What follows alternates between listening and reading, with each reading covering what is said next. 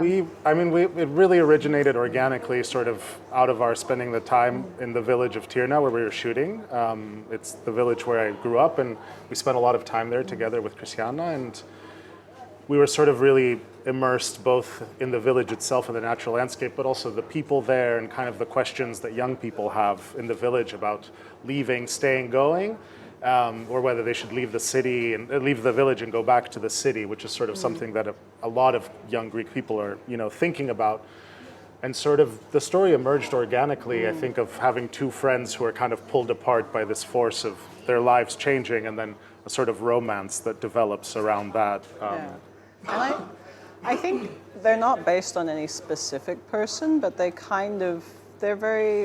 inspired by people we know and have seen, and in some ways, even though we didn't start by making them symbols, but I feel like they actually sort of represent the duality of young people's lives in these areas, where some people have this long standing connection with the land and the nature, like Arkoudotrypa does, and then there are some people who just happen to be born there, but they aren't part of that tradition in the same way, and so they have this conflict of, do they leave, do they stay, do they go somewhere more urban, more modern? And so in some ways they kind of represent that decision that a lot of people have to make about how close you feel to the land you're from, or do you try something new? And I think that's a dilemma that a lot of people have today, a lot of people we know have, and so we didn't want them to be symbols, but I feel like they kind of are symbols of like the choices you have when it comes to these very unusual places, I think, that exist. So yeah.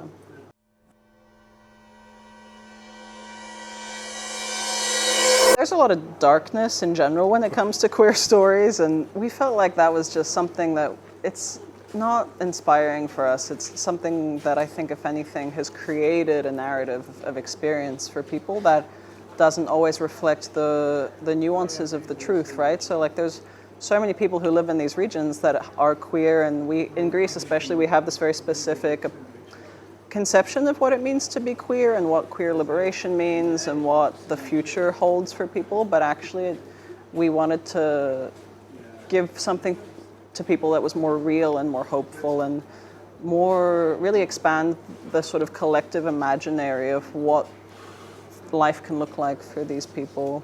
And what life is for these people, and the kind of decisions they can make, and to give hope, I guess, for what you can want and what can happen if you let your desires guide you, I think.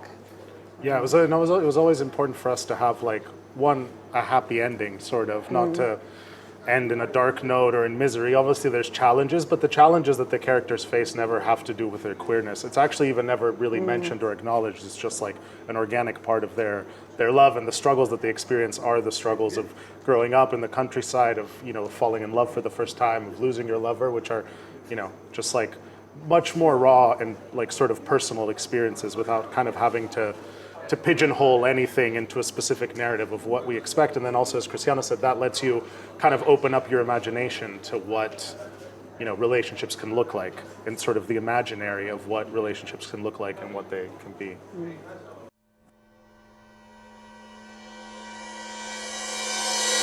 I mean, I don't want to say what it represents for me, because it can represent so many different things. I think in some ways, one version of it is that it represents, in some ways, the fear of what we were just talking about, like how scary, once you have that realization of like your love for someone, like it almost becomes undeniable to you. Like once it's hit, your option is, you have a little bit of a fear, almost that like primordial fear of standing on the edge of a cliff or being in the middle of a cave. And I think for me, that the cave represents that, is that the freeze, the almost like survival instinct of realizing that, something you want is within reach, but it requires so much to have.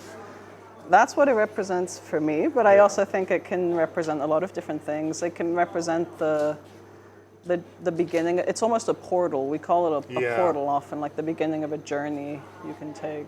But I don't know if that's your... Yeah, I mean, it is open, but there's a certain sort of like wonder and awe at nature, and sort of nature as the outside also reflecting the darkness or the open-endedness of the inside. So it's kind of the outside turning itself inside out in a way.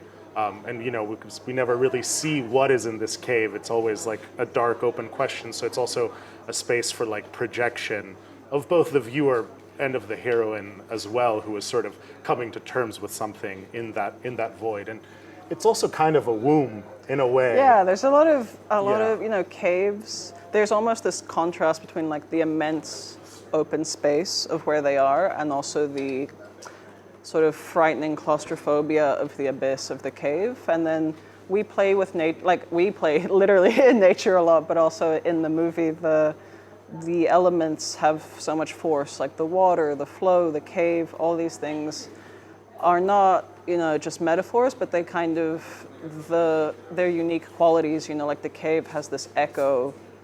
That's something that musically really influences the film. The water has the flow, but it also has like a rush that can be a sort of stress as well. So we really sort of harness the power of the nature to tell the story in a lot of the scenes, I think.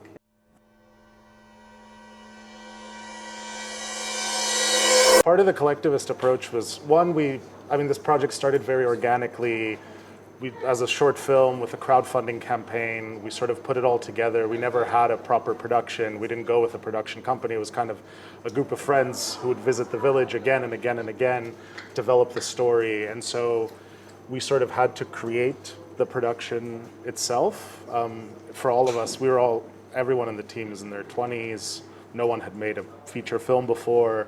So it was a very new experience, and we kind of had to all support it in different ways, wearing multiple hats, and kind of like working together as opposed to having a production company come in and sort of organize something and airdrop it into the village. We sort of started with the village and it arose more organically. And part of that is, we were all just living together, cooking, like we were all staying in my grandmother's house in the village. People from the village were also contributing to the film, lending their spaces, their cars, oftentimes themselves. Like all of the extras are just people in the village. People in the crew are playing in the film.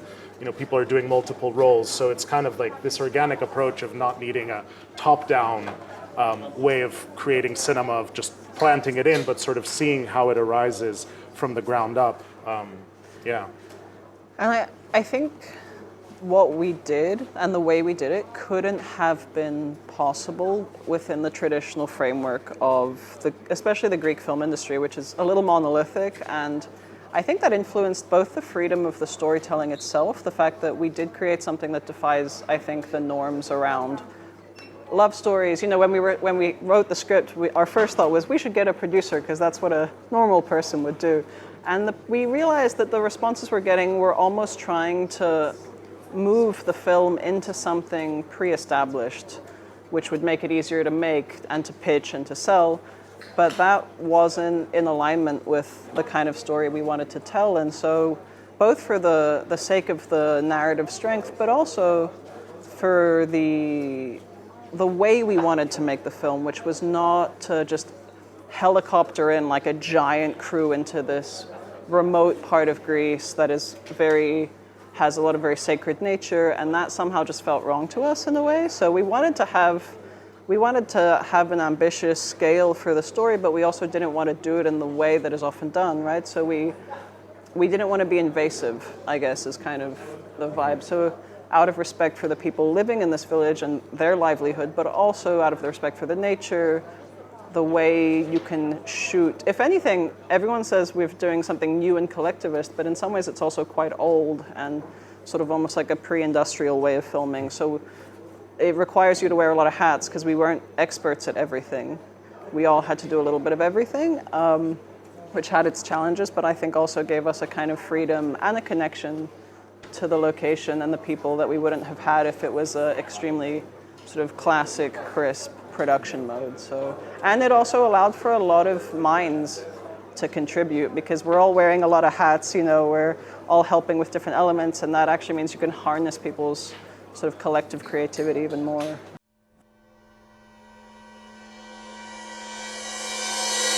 I was saying that having like a very like female heavy crew and a lot of the heads of the department being women is also just kind of like an organic like next step from what we were talking about not having a production process that's like funneled in the traditional way with the traditional players, because I think that's oftentimes what has people like you know, having kind of the old guard of cinema and people who are very experts in their role, which has tended to be very male heavy. Whereas if you open it up and you're just, you know, like trying to find people who are right for the role, I think it also just organically arises that you have a better like gender balance in your crew.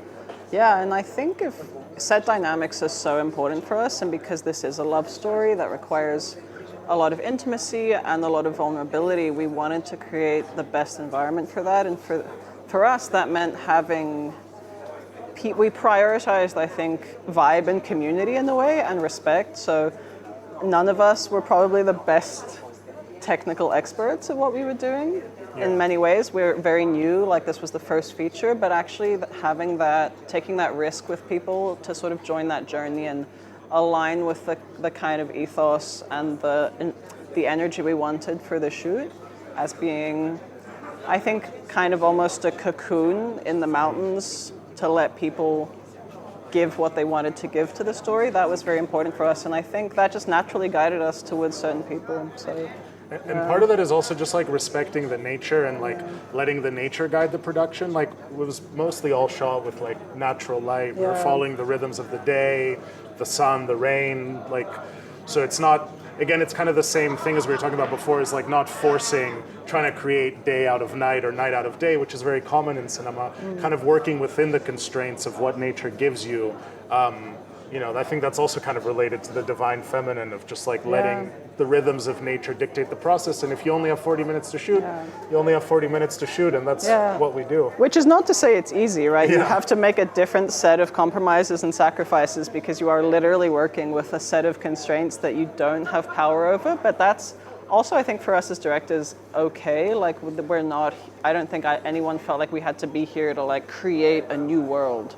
We wanted to work with the world that we have and we know, and so that requires not always controlling all the aspects. You don't always know what you're going to get, and you can't force it past a certain point, but that almost like is a natural, it's, you know, it constrains your choices, but in a way that I think we both felt very okay with.